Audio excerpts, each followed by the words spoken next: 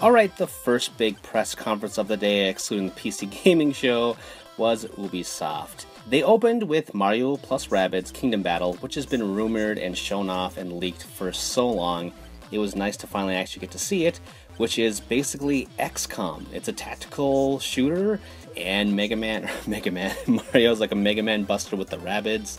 You're fighting Rabbids. It's kind of very strange. It looks very cool on the Switch, but also just very, not samey, but I'm just still kind of hesitant as to why this happened. But my favorite moment of E3 happened so far with just Iwagimo and Miyamoto just like back to back with their fake guns. It was just very adorable and dorky at the same time.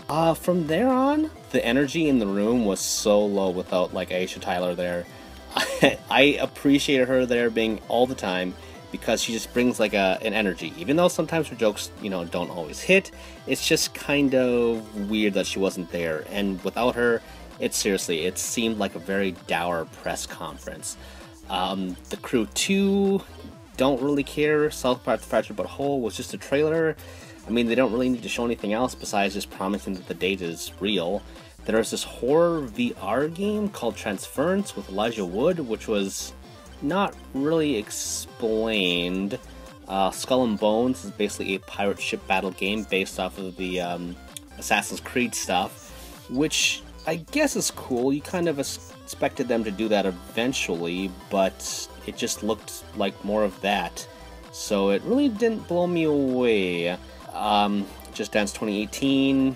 Weird live performance, I don't know. South Park: The Phone Destroyer, which is a card RPG for mobile phones. I kind of got excited because they advertised it as like we're playing Cowboys and Indians, which is amazing because I love me some westerns, but it's also everything else, and it's a card game tactical thing. So I would rather them focus first on getting the Fractured But Whole out. They had a new Toys to Life thing called Starlink Battle for Atlas, which just seems years beyond too late. I can't believe this idea was not scrapped. It looks like Legos kind of more like, and you're building these starships, and that's what the game is, like a starship shooter kind of thing. Neat concept, I guess, but yeah, 2018 is just way too late. Steep is getting an expansion. Didn't really care for that. There was Far Cry 5, got like a little bit of a gameplay trailer. Not much new for that. It looks like Far Cry. I just want to get my hands on it. Just everything in the show was just kind of, you know, there. And I didn't mention earlier, but there's Assassin's Creed Origins. They made a big deal about it, but they just showed a trailer for it. It was just a lot of talking without much explanation, like they're trying to kill time for an hour. So shorter than usual, I thought, but also a lot of vamping, it seemed. And then at the very end, Beyond Good and Evil 2 was announced with a CG trailer, and it has me worried. It's a prequel, and just there was so much, like, they said fuck a lot in that trailer. And I love cussing. If you watch my videos, you know I love cussing. It's fun. That world is just so charming and mesmerizing that, you know, making Beyond Good and Evil with that kind of attitude just made me kind of ishy inside, I guess maybe is the right way to say it. So yeah, and you know, this game still seems like a way off. You can sign up to help make the game, so I'm having like flashbacks of Mega Man Legends 3, which is exactly how they advertised that. Like, you can help us, and they even joked that it's been like 15 years almost since the first game and we're actually doing it. This game isn't coming out for a very long time, maybe 2019, so I feel like it was one of those things where it should have been kept in the dark until it was actually ready.